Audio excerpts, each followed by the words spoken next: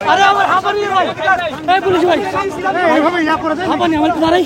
আরে ভাই, ও ভাই আমার হাঁপানি একটু ছেড়ে দিন, 2 মিনিট পরে ধরেন। আচ্ছা আমি 2 মিনিট বসি। হাঁপানি হাঁপানি। এক শিক্ষার্থীকে এই মুহূর্তে নিয়ে যাচ্ছেন পুলিশ সদস্যরা, এক শিক্ষার্থীকে নিয়ে যাচ্ছেন এবং হাঁপানি রে ভাই, ভাই আমার হাঁপানি। আরে ভাই, ও ভাই আমার হাঁপানি একটু ছেড়ে দিন, 2 মিনিট পরে ধরেন। আচ্ছা আমি 2 মিনিট বসি। হাঁপানি হাঁপানি।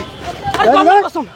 আরে ভাই, আরে কি দৌড় আপনারা বলেন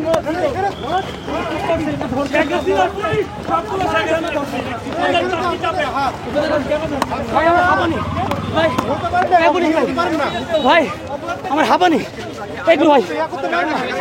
আরে আমার হাঁপানি ভাই, এই পুলিশ ভাই হাঁপানি আমার তো মারাই। কি বলছে?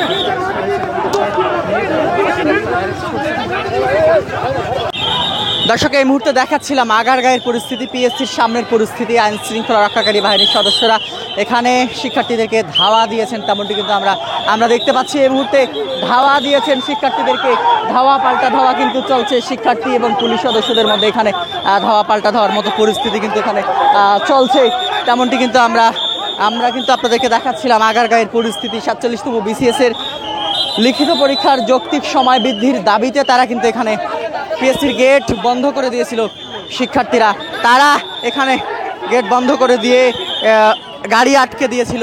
তারপরেই আইন শৃঙ্খলা রক্ষাকারী বাহিনীর সদস্যরা তাদেরকে এখান থেকে তুলে দেয়, যার ফলে আমরা দেখতে পাচ্ছি এখানে এক শিক্ষার্থীকে এখানে ধরেছেন পুলিশ সদস্যরা। এক শিক্ষার্থীকে এখানে ধরেছেন এবং তাদেরকে আমরা যেটি দেখতে পাচ্ছি অন্য শিক্ষার্থীরা সেখান থেকে ছাড়িয়ে নিয়ে যাচ্ছেন। এই মুহূর্তে উত্তেজনা বিরাজ করছে এই জায়গাটিতে কিন্তু উত্তেজনা বিরাজ করছে।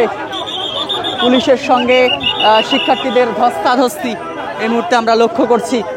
পুলিশ সদস্যরা তাদেরকে এখানে কয়েক শিক্ষার্থীকে এখানে ধরার চেষ্টা করছেন এবং এখান থেকে আমরা যেটি আপনাদেরকে দেখাচ্ছিলাম এই মুহূর্তে আগারগাঁয়ের সামনের পরিস্থিতি, আগারগাঁয়ের যে পিএসসির সামনের যে পরিস্থিতি, এই পরিস্থিতিটি কিন্তু আমরা আপনাদেরকে দেখাচ্ছিলাম।